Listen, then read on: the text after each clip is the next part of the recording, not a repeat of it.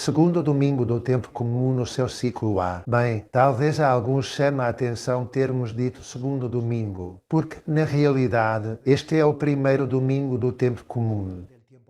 O domingo anterior foi a conclusão do Natal, o batismo do Senhor no Rio Jordão. E sim, há uma transição durante esta semana, desde o batismo no Jordão até à vida pública. Vamos ver como é um evangelho que mostra quem é este Jesus que começa a sua vida pública. João 1, 29, 34. Naquele tempo, ao ver João Jesus que vinha ao seu encontro, exclamou: Eis o Cordeiro de Deus que tira o pecado do mundo. É este de quem eu disse: depois de mim vem um homem que está à minha frente. Porque existia antes de mim, eu não o conhecia, mas vim batizar com água para que fosse manifestado a Israel. E João deu testemunho, dizendo: Contemplei o Espírito que descia do céu como uma pomba e pousou sobre ele. Eu não o conhecia, mas aquele que me enviou a batizar com água disse-me: Aquele sobre quem vires o Espírito descer e pousar sobre ele, esse é o que batiza com água e Espírito. Eu vi e dei testemunho de que este é o Filho de Deus. Sem dúvida, estamos diante de um evangelho que, no início da vida pública de Jesus Cristo, coloca a identidade de Jesus Cristo em primeiro plano. Eu não o conhecia, diz João Batista, ele vem depois de mim, mas existia antes de mim. Como assim? Era pré-existente. O Espírito Santo pousou sobre ele, revelando quem era. Mas não é apenas isso, há também. Reparai como termina a primeira leitura de Isaías da liturgia de hoje, dizendo: Faço-te luz das nações, para que a minha salvação chegue até aos confins da terra. Portanto, a liturgia do dia de hoje é plenamente cristológica. Às vezes diz-se que a Igreja está em crise. Recordo que houve um grupo de católicos imigrantes hispanófonos que vivem na Alemanha. Já sabemos que a Igreja na Alemanha vive uma crise interna muito grande, não é? Eles pensam que é uma crise por motivos de visão de Igreja, pensam isso. Pensam que é uma crise eclesiológica, não é? E eu, naquela conferência que dei a esse grupo de católicos, uma conferência online, dei o título: Esta crise é cristológica. Às vezes, quando pensamos que há crises de visões da Igreja, formas, estilos de Igreja, no momento, as crises eclesiológicas costumam esconder crises cristológicas. Vamos a isso, se vos parece. Como apresentar a figura de Jesus a uma cultura secularizada? Talvez como um Cristo humanizador, para o tornar mais atraente.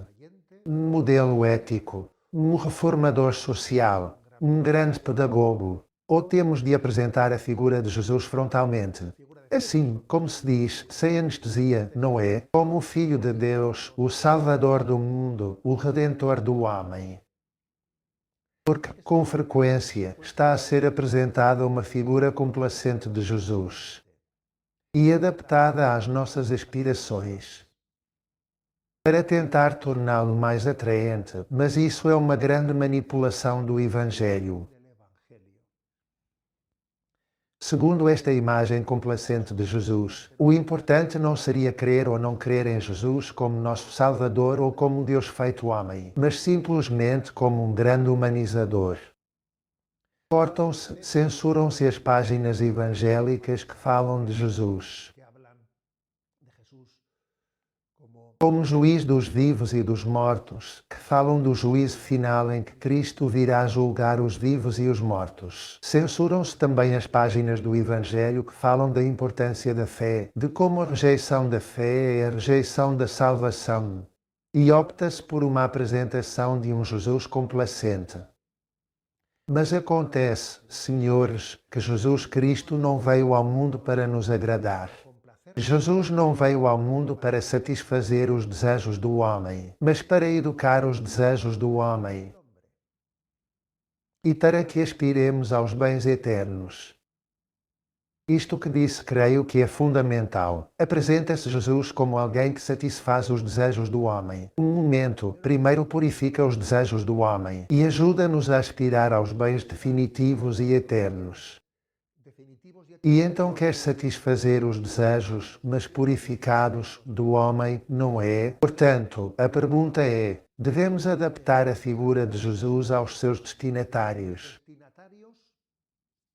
Ou temos de a apresentar tal como o Evangelho a apresenta, com toda a sua integridade? É verdade que há uma passagem da Sagrada Escritura, por exemplo, de São Paulo aos Coríntios, primeira carta aos Coríntios, no capítulo 3, onde se diz: em vez de alimento sólido, dei-vos a beber leite, pois ainda não estáveis preparados para mais. É verdade que São Paulo diz que, ao apresentar a mensagem da salvação, de alguma maneira a ia preparando por doses. Dependendo se uma pessoa se pode explicar mais ou menos. Mas seria um erro aplicar essa frase de São Paulo ao tema da apresentação da figura de Jesus.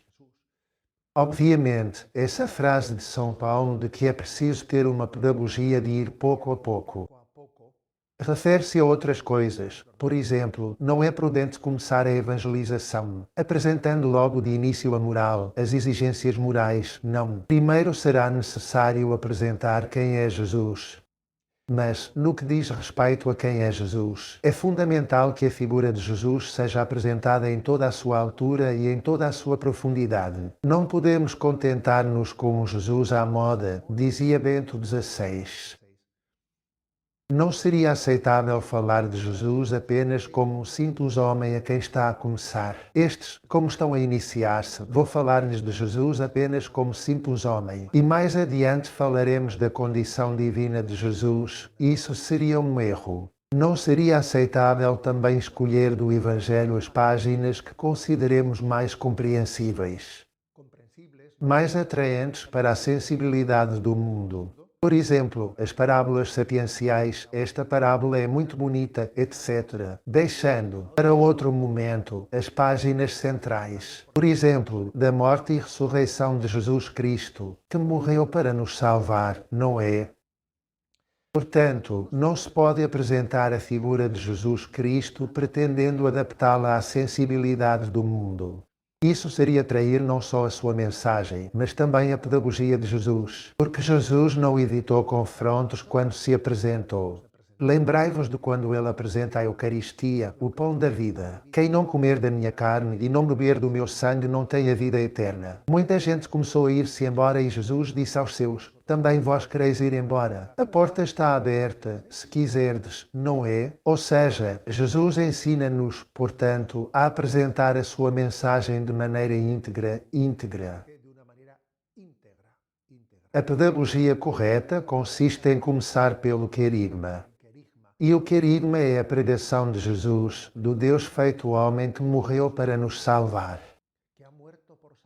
A encarnação, a morte e ressurreição de Jesus Cristo e o envio do Espírito Santo. Eis os 4 factos salvíficos fundamentais. Deus que se faz homem, que veio anunciar a boa nova, que morre por nós, o Pai ressuscita-o e envia o Espírito Santo. Esses são os factos fundamentais que são o eixo com que temos de apresentar a pregação. Há como 2 questões fundamentais que têm de estar presentes desde o início e que não podem ser adiadas para mais tarde. A identidade de Jesus e a sua missão. Quem é e para que veio? Ou seja, a cristologia e a soteriologia. Isto é, responder à pergunta de quem é Jesus. O Filho de Deus feito homem por nós. E para que se fez homem? Fez-se homem, como diz esse versículo de Isaías 49. Faço-te luz das nações, para que a minha salvação chegue até aos confins da terra. A bênção de Deus Todo-Poderoso, Pai, Filho e Espírito Santo, desça sobre vós.